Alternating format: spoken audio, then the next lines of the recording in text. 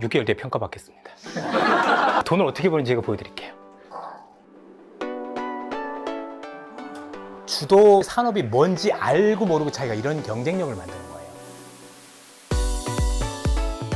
지금 우리나라가 좀 진행하고 있는 수출 프로젝트 중에서 좀 기대할 만한 건 어떤 게 있습니까? 아무래도 이제 제가 그 에비에이션 그러니까 항공우주 전문 기자로 시작하다 보니까 KF21 보람에 굉장히 관심을 많이 가지고 있고 수출 가능성도 전 높게 보고 있는데 지금 현재 공개된 언론에 따르면 두 개 국가의 수출 수주를 목표로 하고 있다 이렇게 보도가 나와서 두 개 국가가 뭔지 카이한테 물어봤어요. 네. 모른대요. 안 가르쳐준다가 아니라 정말 모를까요? 정말 모를지 모르겠지만 네. 그런데 제가 보기에는 동남아시아든가 중동 국가에서 이미 러브콜이 많이 와가지고 뭐 필리핀이나 태국 같은데 작년에 이미 공개적으로 이제 그 전투기 사업에 대해서 이제 제안을 드렸고 그 외의 국가들도 우리가 이제 인지하지 못한 상황에서 협상이 진행되고 이제 가면 갑작스럽게 소식이 빵 터질 수 있는 가능성이 크다 이런 말씀을 드릴 수 있고 그리고 얼마 전에 제가 주목할 거는 이제 보도가 나왔는데 베트남의 K9 자주포를 하나에어로가 수출해요. 베트남이 그 GDP는 상당히 동남아에서 높은데 지금까지 무기 수입이나 선이 좀 독특했어요. 사실 동남아에 친중 국가들 많거든요. 중국과 친한. 근데 베트남은 국경 분쟁을 그 중국과 하다 보니까 중국산 무기를 절대 안 사고 주로 러시아랑 이스라엘제 무기를 샀어요. 근데 러시아는 우크라이나 전쟁이 터지고 나니까 이제 수출이 잘 안 되고 있고 그래서 대체품을 찾다가 이제 한국이 생각난 거죠. 그 다들 아시겠지만 경기도 다낭시라고 혹시 들어보신 적 있나요? 경기도 다낭시. 예, 저도 다낭에 한번 가봤는데. 아유, 다낭에 한번 갔는데 그냥 한국의 베트남 분들이 일을 하시는 것 같더라고요. 예, 거기 뭐 무슨 마트도 한국 마트 다 있고 그런데 경기도 다낭시. 예, 뭐 삼성전자 공장도 이제 베트남에 크게 있고 맞죠. 이렇게 베트남과 한국과의 새로운 군사적 관계, 그러니까 기본적 경제적 협력을 넘어서 군사 동맹, 그다음 무기 수출까지 일어날 수 있다. 그리고 장기적으로는 베트남이 북한과 이제 사이가 좋은 편인데, 예, 왜냐하면 이제 북한이 이제 베트남 전쟁 때 파병을 해가지고 그래서 이제 사이가 좋은 편인데 한국과 경제적으로 가까운 김에 이제 군사적으로 다 가까워지면 우리가 베트남에서 북한보다 더 주도권을 가지고 외교적에서 이제 많이 이제 그 북한의 동맹국이라 할 수 있는 걸 약화시킬 수 있는 이런 부가적인 국가 그 가치가 단순히 무기 수출해서 돈 버는 거 말고도 있기 때문에 전 굉장히 중요하다고 생각하고요. 마지막으로 할 수 있는 거는 제가 얼마 전에 단독 기사 낸 것 중에 그 HD 현대중공업과 LIG 넥스원이 콜롬비아에 잠수함을 제안했는데 이게 상당히 괜찮아요. 지금 장보고 3 잠수함이 그 폴란드, 캐나다 그다음에 어디더라? 폴란드와 캐나다 사업에 지금 장보고 3 잠수함 수출이 추진되고 있는데 장보고 3 잠수함은 굉장히 비싼 잠수함입니다. 한 척에 1조 원이 넘는데 보통 돈 없는 국가들은 뭐 4천억 원, 5천억 원짜리 없어요 이렇게 물어봐요. 그거를 만든 게 이제 HD 현대중공업이 HDS 1500이라는 중소형 잠수함을 만들어서 뭐 선진국뿐만 아니라 이제 개발도상국한테도 우리 잠수함을 팔 수 있는 기반을 좀 만들려고 하고 있는 것 같아서 제가 보기엔 이게 엔트리급 제품으로서 좀 팔릴 가능성이 있다. 요에서 좀 주목할 만하다 이런 말씀을 드리고 싶었습니다. 엔트리급 잠수함 이건 확실히 또 수요가 있겠네요. 대형 잠수함까지는 아직은 좀 무리고 근데 우리도 잠수함을 갖고 싶은 나라들. 근데 이거는 HD 현대중공업하고 LIG 넥스원이 같이 하는 거예요. 예. LIG 넥스원이 거기 들어간 무기 때문에? LIG 넥스원은 소나라고 하는 음파 탐지기, 그다음에 전투 체계라고 하는 그 소나랑 그다음에 무장을 연결해 주는 컴퓨터 네트워크 시스템, 컴퓨터 시스템, 통제 시스템, 그다음에 어뢰 이런 거를 다 만듭니다. 요거를 그래서 현대중공업하고 LIG 넥스원하고 같이 하는 거고. 네, 맞습니다. 유럽 모르겠습니다. 이게 러시아 우크라이나 전쟁이 언제 종전이 될지는 좀 빨리 좀 됐으면 좋겠는데 그 이후에도 어찌됐든 간에 방산 시장이 커질 수밖에 없다라고 이야기하지 않습니까? 또 이제 트럼프가 계속해서 뭐 나토 어쩌고 뭐 탈퇴하는 이런 이야기하고 그러면은 유럽에서도 이제 자강론은 계속해서 나오고 있는데 근데 이게 우리한테 기회가 될 수도 있을 것 같긴 한데 또 한편에서는 유럽 내에서는 유럽 무기를 사서 쓰자. 또 이런 기조가 좀 있잖아요. 네, 말씀하신 대로 그 말씀하신 내용이 다 맞고 일단 우크라이나 전쟁과 관련해서 전망을 이야기해 보자면 지금 제가 이제 그 다큐멘터리 제작에 참여하다 보니까 우크라이나 전쟁의 취재를 하고 제가 직접 우크라이나에 가지 않았는데 이제 현지 취재원들 보내가지고 이제 취재도 하고 했는데 지금 현재 상황에서 지금 러시아 우크라이나 전쟁이 어떻게 될지 모릅니다. 종전이 돼도 이게 말 그대로 우리나라 지금 우리나라 상태처럼 북한과 이제 철조망치고 할 건지 아니면 말만 종전이 되고 이제 국경지대에서 전투가 계속될 것인지 이거는 푸틴도 모르고 트럼프도 모르고 젤렌스키도 몰라요. 왜냐하면 이 상태에서 둘 다 불만족이 그 종전이 된다면 둘 다 그 우크라이나랑 러시아 둘 다 불만족인 상태고 무엇보다 러시아가 우크라이나 전체를 먹고 싶은 그러니까 우크라이나 전체를 정복하고 싶은 야망이 결코 꺾이지 않는 상황이잖아요. 사실 지금 상황에서 종전이 된다면. 그래서 우크라이나 전쟁이 어떻게 종전이 되거나 아니면 끝나도 우리가 생각하는 완전한 평화 이거는 거의 불가능하고 소규모 전투가 계속되는 상황으로 지속될 것이다. 이렇게 예측을 하고 만약에 그 우크라이나에서 러시아가 이제 종전 아닌 종전 이런 게 계속된다면 이제 안보 위기 속에서 유럽은 군비 증강을 뭐 지금 포기하거나 이러긴 결코 어렵죠. 네. 뭐 러시아랑 손을 잡고 뭐 이러지 않는 이상. EU가 EU 자체 무기를 쓰자 이런 목소리가 분명히 있어요. 예. 가장 최근에 보면 독일 최대의 방위사업체인 라인메탈 주가가 지금 끝까지 없이 오르고 있거든요. 예. 그다음에 프랑스도 이런 이야기를 하고 있는데 이게 우리나라의 그러니까 대한민국 방위사업에 직접적인 위협이 되는 건 맞습니다. 아무래도 EU라는 그러니까 나토 체제가 아니라 EU 예. 체제로 가가지고 그 유럽이 스스로 지키게 된다면 EU에서 프랑스랑 독일이 매우 주도하게 되고 돈이 없는 국가들은 아무래도 이제 눈치를 많이 볼 수밖에 없거든요. 그렇죠. 하지만 프랑스든 독일에서 유럽 방위 사업이 지금까지 잘 못 나간 이유가 생산력이 부족한데 이게 단순히 사람이 없고 이런 공장이 없고 이런 게 아니라 그냥 생산 기반 자체가 없어요. 다 이제 없고 그 라인메탈이 전차 생산을 해가지고 계약을 하려 했는데 연간 뭐 수십 대밖에 그 전차 신규 전차를 생산할 수 있는 라인이 없어서 로템은 180대 이상 1년에 생산할 수 있는데 유럽에서 제일 큰 방위 사업체가 전차를 한 1년에 몇십 대밖에 생산을 못해서 중고 전차를 이제 개조해서 주거나 아니면 라인 생산할 때까지 기다리거나 아니면 헝가리에 지금 전차 생산 공장 새로 짓고 있거든요. 네. 근데 공장 새로 지으면 4년에서 5년 최소한 걸리고 이게 유럽이 생산 능력을 얼마나 확보할지 사실 단기적으로는 절대 불가능해요. 5년 이상 걸린다고 생각하고 플러스 그 방위 사업이나 이제 돈은 국적을 가리지 않습니다. 만약에 제가 그 라인메탈 같은 유럽 방위 사업체라면 한국과의 협력을 굉장히 중시할 겁니다. 무슨 말이냐? 생산 능력을 높이는 뿐만 아니라 부품도 부족한데 이런 부품 부족 문제를 해결할 수 있는 거는 몇 나라 안 됩니다. 실제로 이런 움직임이 계속되고 있어서 저는 유럽이 지금 재무장하는 게 한국 방산의 위험만은 아니다 이렇게 네. 말씀드릴 수 있는데 가장 최근에 주목할 만한 사건은 저는 이탈리아 최고의 방위사업체라고 할 수 있는 레오나르도가 네. 터키 바이락타라는 업체가 MOU를 맺었어요. 예. 이게 무슨 소리냐면 레오나르도 그룹은 이탈리아판 하나 에어로입니다. 예. 배도 만들고 비행기도 만들고 미사일도 다 만들어요. 예. 탱크도 만들고. 그런데 얘들이 드론을 만들려고 하니까 드론 기술력이나 생산 능력, 캐파가 부족한데 터키는 드론 강국이거든요. 이미 예. 수출도 많이 하고 있고. 그래서 터키야, 드론을 우리한테 좀 주면 그 드론에다가 이탈리아 레오나르도 만든 장비를 만들어서 같이 수출하자. 같이 살아남자. 이런 식으로 제안을 해서 MOU를 했는데 저는 한국 방위사업과 유럽 방위사업도 이런 협력들이 굉장히 많이 일어날 것으로 생각합니다. 예를 들면 우리의 K방산하고 유럽 쪽 무기하고 어떤 걸 붙일 수 있을까요? 요거는 이제 제 아이디어입니다. 그 현대로템한테 이런 이야기 하니까 정말 이상한 사람을 쳐다보는데 예. 지금 K2 전차의 가장 큰 라이벌이 독일 레오파르트 전차인데 그쵸. 레오파르트 전차 같은 경우에는 차체를 구하는 게 굉장히 어려워요. 그러니까 현지에서 생산 속도가 느리거든요. 네. 그래서 만약에 우리 K2 전차를 사기 싫은 고객들한테는 차체는 K2 전차를 쓰고 포탑은 레오파르트 전차를 쓰고 이게 호환이 가능하거든요. 이런 식으로 수출을 나서거나 아니면 독일에서 이제 수출하는 무기들 단종되는 것들을 우리가 공급하는 형식으로 가는 것도 충분히 가능해요. 하지만 이것은 지금 말한 건 다 이제 상상이고 예. 이런 식의 조합이나 이런 게 가능하고 실제로 천무의 라이벌이라고 할 수 있는 유로 이 책에 있는데 그 유럽에서 만든 PLUS라는 로켓포가 있거든요. 이게 네. 유럽의 그 독일 회사가 혼자서 로켓포를 만들 기술력이 없으니까 이스라엘한테 기술을 수입해가지고 독일산으로 바꿔가지고 팝니다. 이런 것들을 사례가 굉장히 많아요. 무기는 택가리 하는 거네요. 예, 뭐 택가리라고 하기에는 그래도 조금 더 뭐 통합작업이나 이렇게 한데 뭐 거시게 말하면 근데 이런 식의 작품 국제 공동개발이 굉장히 유럽은 활발하고 한국 방위사업과 손을 잡지 않는 이유가 전혀 없습니다. 그러니까 레오파드 전차 밑에 그 차체를 구하는 게 힘든데 그거는 이제 현대로템이 만들어주고 그 위에다 니네 포탑 올려갖고 팔아봐. 괜찮은 아이디어인데. 근데 일단은 방산업체들이 조금 우리 것부터 팔아야지 또 이럴 쓰고 있는 거고. 그러게요. 근데 이제 시간도 오래 걸리고. 근데 최근에 보니까 독일 라인메탈 그 주가는 또 엄청 많이 올랐더라고요. 엄청나게 많이 올라가지고 제가 또 보고 현지 언론에 들어갔는데 일단 그 독일 내부의 내수 시장이 굉장히 커질 것으로 이제 독일 측 군사 전문가 이런 건 기대를 하고 있고 거기도 방위비 많이 올린다고 했으니까. 네, 맞습니다. 그 국산 무기를 많이 사야겠다 이런 의견들이 많기 때문에 그리고 이제 유럽 수출 같은 경우에도 독일 내부에 이제 군사 전문 이쪽에서는 상당히 기대를 하고 있어요.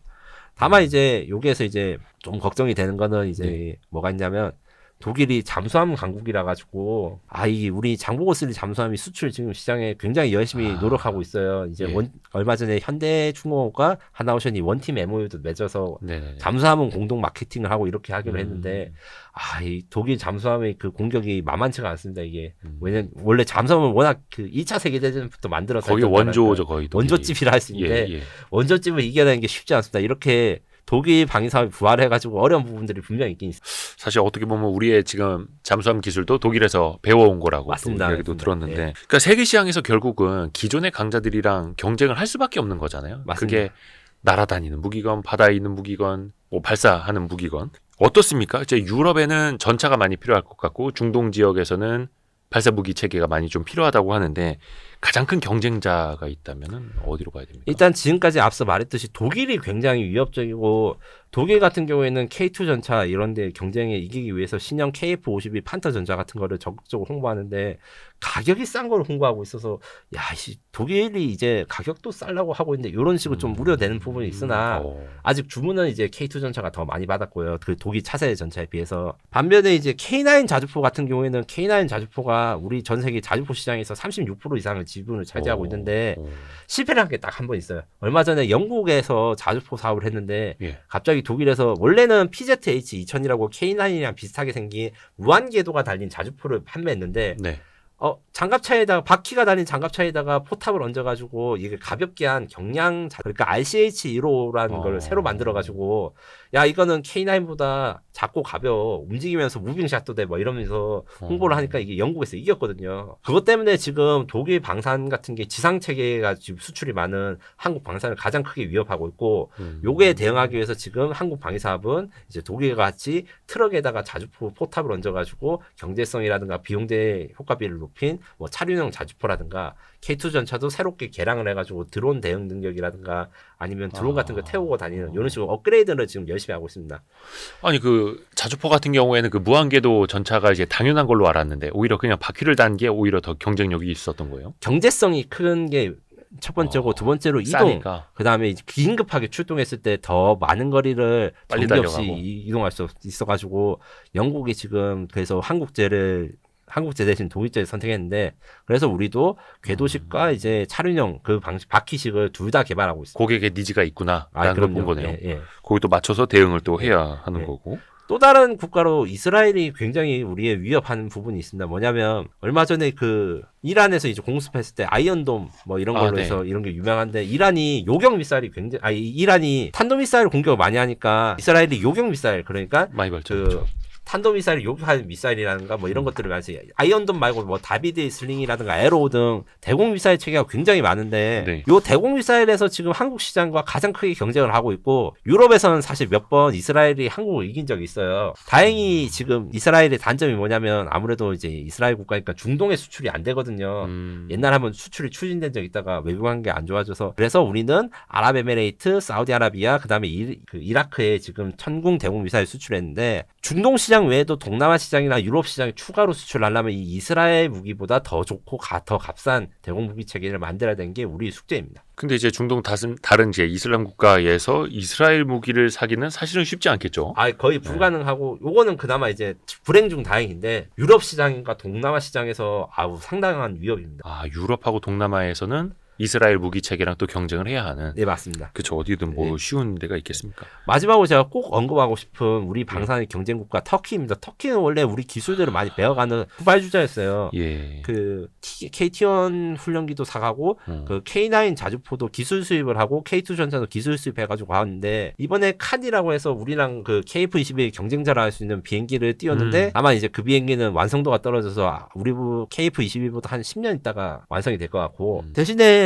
가성비가 워낙 좋고 그 다음에 드론의 절대 강자입니다. 대한민국 방위사업은 사실 무인항공기 수출을 한 번도 못했고 무인항공기 개발에서 좀 약점이 많아요. 개발이 지연되거나 이제 전력화가 늦어서 그 드론은 좀 약한 부분인데 터키는 바이락타르라고 하는 기업이 그 무장 드론 TB2, TB3 이런 것들에 대해서 굉장히 수출을 많이 하고 우크라이나 전쟁에서 활약을 하니까 막 30개국 이상의 수출을 해서 드론 강국이거든요. 앞으로 전쟁이 드론의 시대가 되기 때문에 터키가 더 치고 올라오면 우리 방산이 위협해질 수 있어서 터키의 이 드론 기술력을 따라잡고 우리가 이겨낼 수 있는 방법을 빨리 찾아야 됩니다. 그러니까 어떻게 보면 이게 참 비극적인 사건인데 러시아 우크라이나 전쟁이 어떻게 보면 그런 각종 제3국의 무기 체계의 실전 경험 필드가 됐던 거잖아요. 근데 네, 우리는 맞습니다. 그거를 좀 잘 활용은 못했고 어쩔 수 없는 측면이 있었습니다만 김인석 특파원께서는 이렇게 취재할 때 보면 방위산업 기업들이 우리나라에 굉장히 많아졌지 않습니까? 네, 맞습니다. 가장 경쟁력이 좀 높아 보이는 데는 어디예요? 이 아무래도 회사 좀 짱이다. 아무래도 하나에어로를 언급 안 할 수가 없고 하나에어로는 이제 한국 최대의 방산업체 매출 기준을 한데